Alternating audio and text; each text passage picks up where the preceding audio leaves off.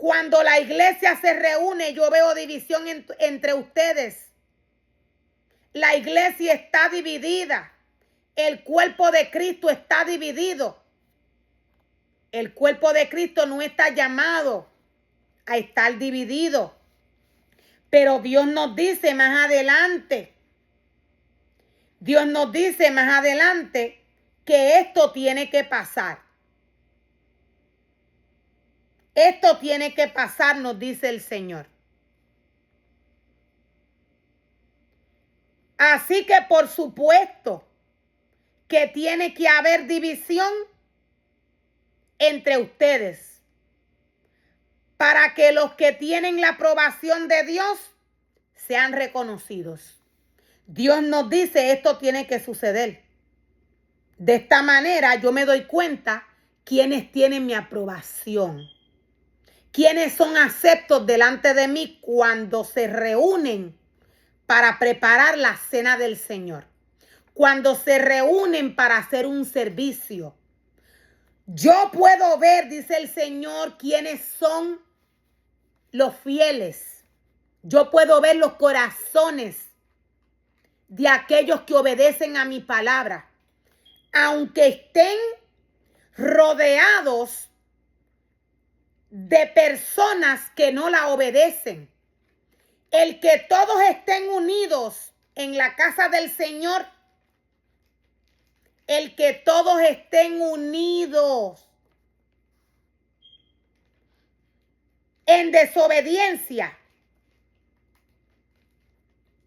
Esto hace que Dios vea quiénes son los que son aceptos delante de Él. Lo voy a volver a repetir. Dios dice que hay muchos que tienen división en la iglesia. Dios dice que es bueno que esto suceda. Es bueno, porque de esta manera Él puede ver quiénes son los que le pertenecen. De esta manera Él puede ver los corazones de los hombres. Él puede mirar quiénes son aceptos delante de su presencia.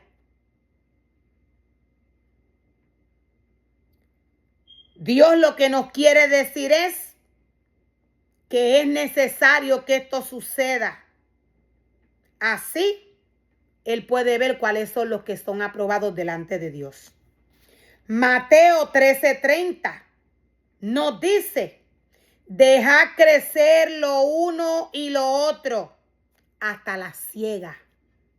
Dejad crecer lo uno y lo otro hasta la siega. Y al tiempo de la siega, yo diré a los segadores, recoged primero la cizaña y atadla en manojos para quemarla. Recoged primero la cizaña y atadla en manojos para quemarla, pero coged el trigo en mi granero. Aquí podemos ver cómo Dios nos confirma, que es necesario que la iglesia se divida de esta manera. A Dios no le gusta la división que hay en su iglesia, pero Él dice que es necesario, porque de esta manera Él puede sacar los que son aceptos delante de Él. Él mira los que son aceptados y los que no. De esta manera Él puede separarlos. Por eso Dios nos dice a través de Mateo 13:30, déjalos que crezcan el uno con el otro hasta la siega. Dios los deja que crezcan. Y cuando llegue el tiempo de la siega, Dios dice que Él va a enviar a los segadores a recoger primero la cizaña y a echarla en el fuego. Dios va a recoger la cizaña y la va a atar en manojos para que sea quemada luego. Y Dios dice que el trigo Él lo va a echar en su granero. El trigo viene a ser los ministerios y el pueblo que es acepto delante de la presencia del Señor. Los ministerios y el pueblo que es acepto delante de la presencia del Señor. Y nos dice Dios más adelante, cuando ustedes se reúnen, la verdad es que no les interesa la cena del Señor. Cuando ustedes se reúnen, pero en realidad a ustedes no les interesa hacerme cena. Dios ve todo esto. Dios conoce el corazón del hombre. Dios nos dice claramente cuál es el propósito de su cena. Dios nos dice cuál es el propósito de hacerle cena a Él.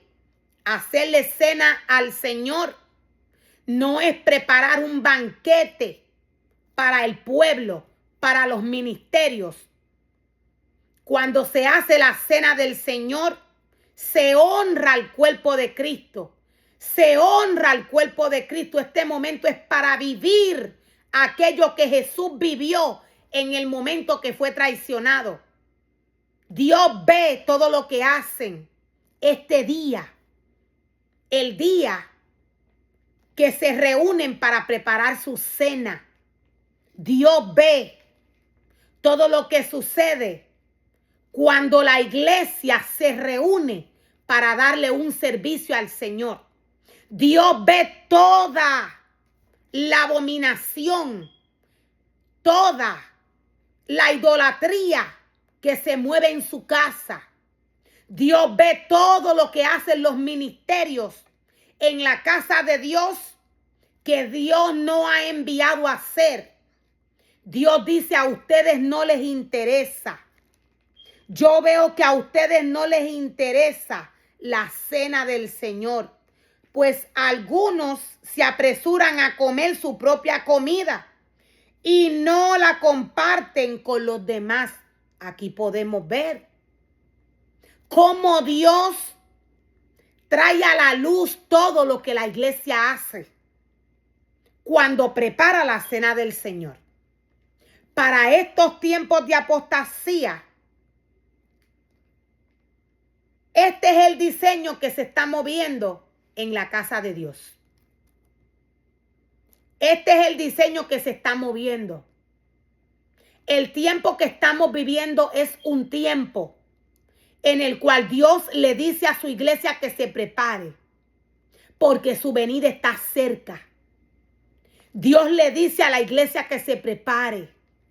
Estamos viviendo tiempos de apostasía. Estamos viviendo tiempos finales. Cuando ustedes se reúnen, la verdad que no les interesa la cena del Señor, pues algunos se apresuran a comer su propia comida y no la comparten con los demás.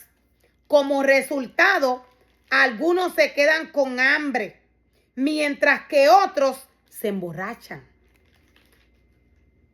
Como resultado, algunos se quedan con hambre, mientras otros se emborrachan, dice el Señor. ¿Qué? Pregunta el Señor. ¿Acaso no tienen sus propias casas para comer y beber? ¿Acaso no tienen sus propias casas, dice el Señor, para comer y beber? Esto Dios lo dice porque su casa es casa de oración. La casa que Dios envía a crear y a formar. Con el sacerdote, Dios la envía a formar y a crear para Él. Dios no la envía a formar y a crear para que el sacerdote haga celebraciones de cena para el pueblo. Dios nos aclara que aunque se hace la cena del Señor, a los ministerios no les interesa realmente hacer la cena del Señor. Se reúnen para comer en su casa. se reúnen para comer en su casa, para idolatrar. Dios nos dice, ¿acaso no tienen sus propias casas para comer y beber? La casa de Dios es casa de oración. La casa de Dios es casa de oración. La casa de Dios no es un local de actividades. Este altar y esta casa, Dios la envía a formar y a crear para que el sacerdote allí le prepare los servicios al Señor. Para que el sacerdote alimente al pueblo de Dios, a los ministerios de Dios, con la palabra del Señor. Dios nos dice, Dios nos muestra y Dios nos revela claramente a qué se reúne el sacerdote con el pueblo cuando le prepara una cena al Señor. Dios dice, ya yo los vi. Yo estoy mirando qué es lo que está sucediendo. Cuando se reúnen en mi casa, no lo hacen para agradarme. No se reúnen para agradarme. Se reúnen para agradarse ustedes mismos. La casa de Dios es casa de oración. La casa de Dios no es un centro de actividades. La casa de Dios es casa de oración. Y Dios nos dice más adelante, de veras, ustedes quieren deshonrar a la iglesia. De veras ustedes quieren deshonrar a la iglesia de Dios y avergonzar a los pobres. Ustedes quieren, dice el Señor, deshonrar a la iglesia, al cuerpo de Cristo. Quieren deshonrar a la iglesia y avergonzar a los pobres. Hay un remanente,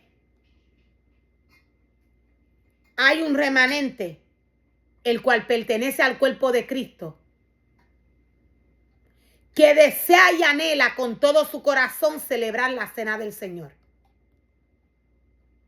como Dios lo ha pedido y lo ha establecido a través de su palabra. Hay gente procesada, hay ministerios procesados que realmente van con la intención de celebrar la cena del Señor. Y no pueden hacerlo a gusto por el desorden que hay en la casa de Dios. Por eso Dios nos dice, ¿acaso ustedes quieren deshonrar a la iglesia? ¿Acaso ustedes quieren deshonrar a la iglesia de Dios? Esta es su intención, deshonrarla y avergonzar a los pobres, aquellos que realmente honran al nombre de Dios. ¿Qué se supone que debo decir?, pregunta el Señor. ¿Qué se supone que debo decir? ¿Quieren que los elogie? ¿Quieren que los elogie? Pues bien, de ninguna manera los elogiaré por esto. Pues yo les he transmitido, dice el Señor, lo que recibí del Señor mismo.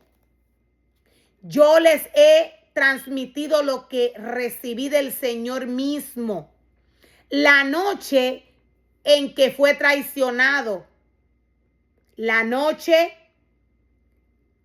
en que fue traicionado el Señor Jesús, Él tomó pan.